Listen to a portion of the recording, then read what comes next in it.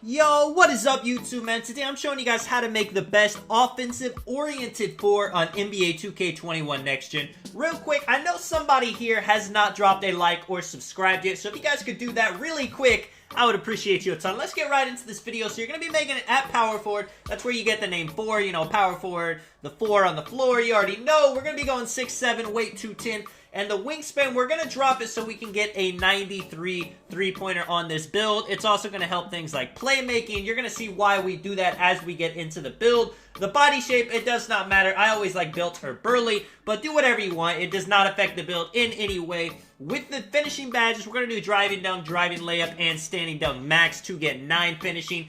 With the shooting, 93 three-pointer. That mid-range has to be an 82 or below. If you go any higher on the mid-range, it'll change the name to an offensive threat instead of an offensive-oriented 4. With the free throw, we want to put that up just to get some shooting badges. And if you play a lot of rec, a lot of 5v5, you've got to have free throw to actually hit free throws this year. Playmaking, this is the big thing about the build. Ball handle, speed with ball, both max, pass accuracy to a 91. We are going to have 30 playmaking badges on this offensive-oriented 4. With the defense, perimeter defense, block, rebounding, we're going to max out defensive rebounding. With the offensive rebounding, you have to be 70 or below. If you go above 70 for some reason, it changes the name to an inside-out playmaker. I have no idea why, but hey, man, it is the 2K build system.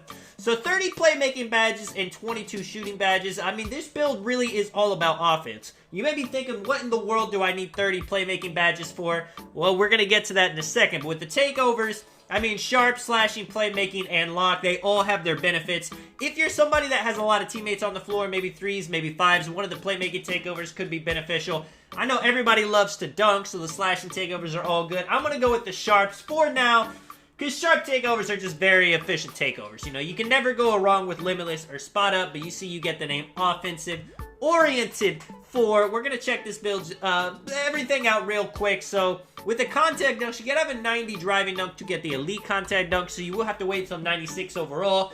But you do get the pro contact dunks off the bat. The 93 three-pointer, you got to get a 94 to get the Deep Threes Hall of Fame, so at 96 overall, you also unlock that. Ball handle, speed with ball, I mean, you get all the pro dribble moves, everything like that. You're going to get Hall of Fame clamps because you have a 94 perimeter defense. And then block, that's going to get you the Intimidator badge. So really, I mean, it's got a pretty decent badge count all around. Of course, you don't have things like steal, so you can't really play passing lanes that well.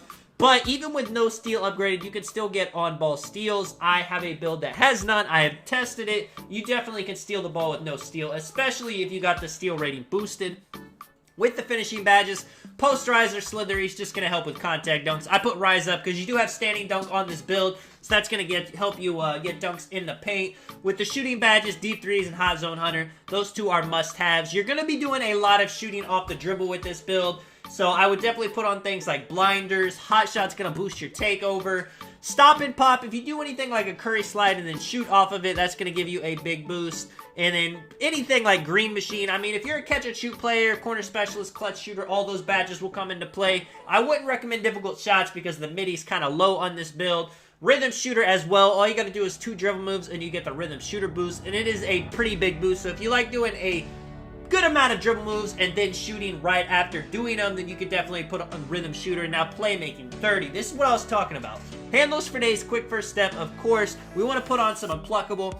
Ankle breaker, space creator, and tight handles all work this year. So I wanted to have 30 shooting badges on this build to break people, to beat my defender in a multitude of ways. And of course, you got to have bullet passer on just so you can die your teammate if anybody helps. You see you got bailout, NATO thunder, and boom.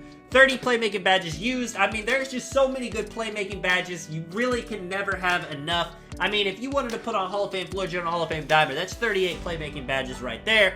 With the defense, clamps, intimidator, you're going to want rim protector so you're not getting yammed on. Rebound chaser to help out. If you're playing, maybe you have a glass cleaner on your team, you don't need rebound chaser, so you can just put on rim protector or chase down artist more. There's other good badges like box, pogo stick, worm, defensive leader, but these are the ones I would use, especially since you have 12 of them. Let me know what you guys think of the build. Super unique name, super unique playstyle you can do with this build. Great badge count, can do everything on the court, man. This is Tonic. I will catch you guys in the next one. I'm out. Peace.